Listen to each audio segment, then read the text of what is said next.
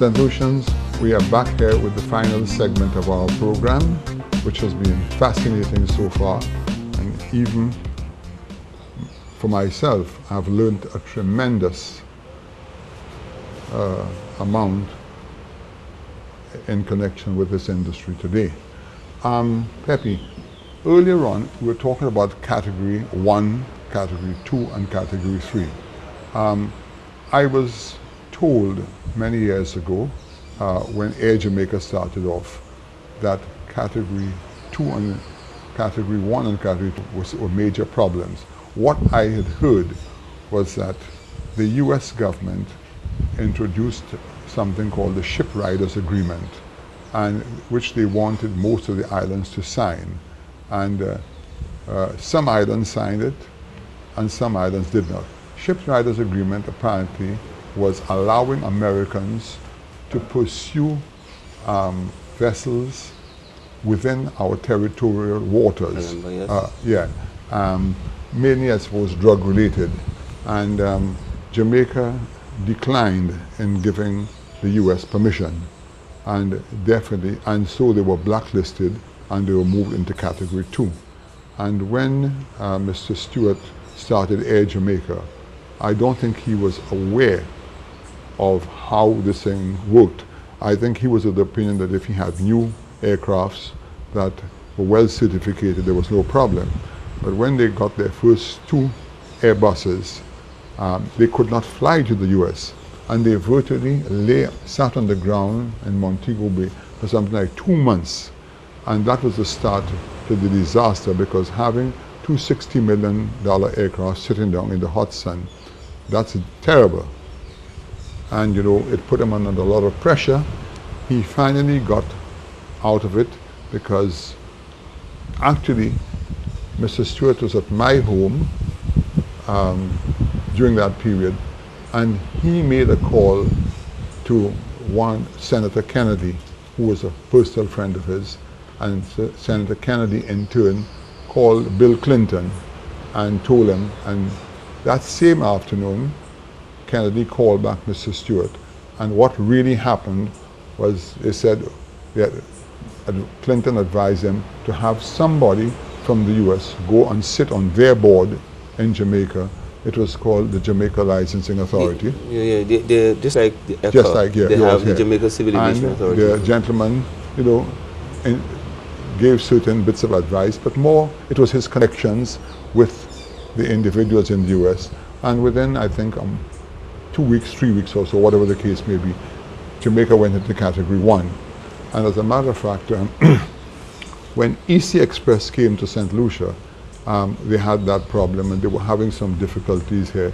And they did, I think, get registered, if I'm not mistaken, up in Jamaica. So these are all what you call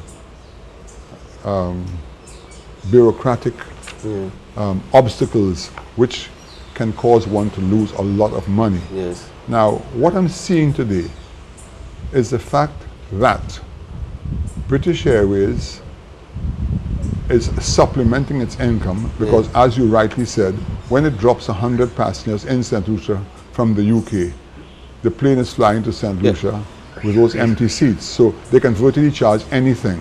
Well, but this is it. But they don't do that. They give a better rate. And what has happened, because of its reliability and its comfort, this has taken off. And that is coming at the expense of somebody, because, you know, let us face it, Liat was the one controlling most of those seats, and even British Airways, BWI, when they were flying to St. Lucia. So we are indeed thankful to British Airways for what they're doing today. And you know, that when I was thinking about it, and now, as I said, with Virgin and BA going to Grenada, it's a bit of help. And that happened to us when I was in the shipping business. When we started the shipping business in the Caribbean, we used to move between the islands. When I went further afield and I started running the ships between, say, New Orleans and Brazil, we would bring grain down there and back. We would get like 4,000 tons of lumber to bring back. And that in those days was called a small parcel of cargo. just like British Airways would say, it's a small number of passengers. But more and more people in the Caribbean got involved in that business. But what happened, the big ships from the Europe that would bring down how many 25, 30,000 tons of cargo to Brazil. On their way back, they would drop off 4,000 tons, say, in New Orleans, and drop another 4,000 tons somewhere else. They became affected. And that is one of the reasons how the container business came into being, because they realized that we were actually cutting on their business. And today, if you have 1 ton of cargo in Brazil, you can still get it to St. Lucia because they put a shuttle between, say, Brazil and Venezuela, and they will consolidate the cargo. Now, I'm trying to apply this thing to what's happening down here sooner rather than later, because every dollar counts. If British Airways or Virgin is already flying to St. Lucia and going down to Grenada down there, they can in fact cut back on the rates. So we have to be careful. I would like to raise 2 points, one on this and the one on the ship riders. But let's take British Airways first. British Airways operates a flight between London, St. Lucia, goes on to Port of Spain. You used to be the chairman of the Air Transport Licensing Board. That's right. I am presently the chairman of the Air Transport Licensing Board. These things were done before my time. I'm only there a year now, and I met it like this. Now, I have to be very careful here because I don't want to give the impression that I want people to pay more for airfares. That's not the case. In fact, I am really pushing for these fares, all these fares, to be reduced so that more people can fly through the region. But what has happened in the case of British Airways, and you know, British Airways have always been given grandfather rights to operate a lot in these countries, even in some cases to fly cabotage in the islands as well. But that's for another, show. The fact that British Airways is flying from London to St. Lucia onto Port of Spain, and they're charging a fare 30% less than Leard, means that they can afford to do it. In fact, I've always told people, when you leave with an empty seat, that seat is gone. You can't. It's perishable.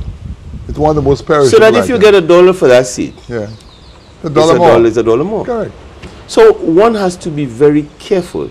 And you see, this is all what I'm talking about, looking at layout operations. One has to be very careful. I'm not asking the governments to go back after British Airways and ask them to raise their fare. No. Yeah. You ask them to drop theirs. Well, if all these taxes, yes. I mean, for one, I will travel to Vieux-Fort. I will go to Vieux-Fort. But without cutting you, doesn't BA have to pay the taxes too? BA has to pay the taxes too. Yeah. But if it's the already fare is already going, correct, I mean, this is already down. Whatever you add on, it will still be less than that's right, yeah. So one has to be very careful here. The governments we want to look at this because, again, that will affect them because, let's face it, and a lot of people actually using the service to go they travel to Trinidad to Vieux-Fort. I don't blame them. Yeah. I would do the same. I would do the same too. So this is an area that should be looked at, and not looked at in the sense of asking BA to reduce, to increase its fare, but is for the islands to look at again the fares that LIAT is using and charging. But without cutting you short, as something I noticed, the fact that British Airways does that, the St. Lucia Port of Spain route is one of the best served routes today because of competition, because they know that's available. And I think LIAT runs, if I'm not mistaken, 2 direct flights a day to Port of Spain, and Caribbean Airlines runs 1. So it's really quite good. Yeah. And you know, Barbados next door, you can't get there. But I'll tell you more. There's some countries in CARICOM that would not allow this. Okay. They would not allow BA to fly between St. Lucia and Port of Spain in direct competition with their local carrier at a fare below that much below. So, but of course it is there. What should really happen? It gives more credence for the governments to look at all these taxes and all these Correct, things they yes. have on these fares. And let's go back a bit on the ship riders agreement. You're right, I don't know much about shipping and maritime, except for the little I learned when I was at the ANC Bus Authority on the airport side. But the ship riders agreement, yes, it was this agreement, and it hurt us actually in aviation, because we were actually used in that, because some of the governments did not sign that. It affected us in aviation in other ways.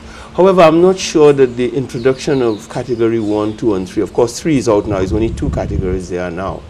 I am not sure that would apply in this case, because that categorization took place around the world. It was not only everywhere in the world were audited. Okay. And the categorization was imposed. And what really, just quickly, what really caused that to happen, it was really a flight out of South America. I wouldn't name the airline, but that flight, an airline out of South America flying into New York, they were flying flowers or something like this.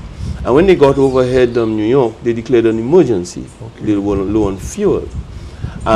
So of course they had to disperse every airplane below them to get this aircraft safely on the ground, which they did. So on investigation that they found that as they were looking at the records and looking at all the paperwork, they found that there were a lot of shortcomings. I see. Now the United States at the time felt and said, well look, we have all these countries are members of the International Civil Aviation Organization. We are all members of this club. We all think, you are the United States, I am St. Lucia. We all think, well, the United States will say, well, St. Lucia has an airline and it's complying with all the rules. I will say, well, the US is complying with all the rules. Well, we don't really have to audit anybody until that happened. Okay. They came and audited and found quite a lot of problems, even in areas that had nothing to do with the actual fuel. Yeah. And at that point, Congress decided that they should start a system of auditing. Okay. That is how the 1, 2, and 3 came. I see. And to this day, as I said now, earlier when they started, they give a little bit of leeway and say, well, if you meet some, you can be in category 1. If you don't, now they took off 3. It's either you meet it or you don't. And this is what took us all this time to get to category 1, because, as I said, the legislation had to be uniform among all the OECS countries, and that meant all the parliaments in these islands had to agree, and that was not easy. Yeah. That took a little time. Just before we met, you mentioned that you spent some time in Montreal, and this is where IATA is based. Just recently, last week, I saw where Air Canada flying into Caracas has discontinued their flights because the monies due to IATA have not been paid. Tell me something, how, just for the public in St. Lucia and myself, how does that whole IATA situation work when a ticket is sold? How does it work? Well, IATA has a system, a very good system actually, where they have something what you call a clearing house. So all members of IATA, all IATA member airlines, they contribute to this system. Yes. When you buy a fare, it doesn't matter which airline and where, it goes through that clearing house, and that clearing house pays. In fact, they've gone out of the actual tickets. They go into more. For instance, if you want IATA to pay for the overflight fees that some countries, you know, Trinidad is collecting fees in the airspace above St. Lucia. That's for another show. Right. In order to get this money, the airline will pay into this clearinghouse, and then the clearinghouse will pay the governments. So IATA performs that role for its member airlines, and not only in the area of tickets, but all other charges they may have to pay governments. It's a very, very good system. But tell me something, now that you've highlighted that to me, and would not IATA be a good organization for the OECS to meet, to try to work out a system how the taxes should be paid to make that more viable? Well, IATA, in fact, has actually tried this. But governments, when governments decide that they're going to impose taxes, it takes a lot for them to change their minds. Yes. But IATA has always been, it's just like the AP, this tax, the ADP tax. ADP tax. I mean, look at how much we scream in these around the world in the last year and a half, 2 years about these taxes. They only now Took off have reduced it a bit. Yeah. So and IATA was one of the main ones driving this with the UK, apart from the governments around the world. When you say driving it, in what sense? Driving it and saying, well, look, even the UK carriers are saying, look, this is hurting us as well because our people not and flying. they wouldn't listen to IATA. They didn't listen, no. And that was But sad, eventually, I think they've decided, and yet they but didn't. we all know that England did it for what you call economic reasons, okay? But they still didn't implement it right away. They will still collect a whole year of it. Yeah, I know. Because they're implementing it in April next year. Now, talking about implementation of taxes, the present administration has stopped, but they didn't exempt it completely. They brought it back to zero. The $35 US that they were getting into the lockbox for Huonora Airport. Yes. What is your take on a thing like that? Should it have been stopped? Do you think it was too much? I don't know. Oh, for the development of Huonora Airport. Yeah. Many countries around the world in developing or building airports, they usually have some kind of fee you pay. Yeah. For instance, when Montreal was doing a lot of expansion, they charged a $10 fee for. So what was done here in St. Lucia was not unusual. It was not out of the ordinary. Yeah. However, one may argue the timing of it and the quantity of it.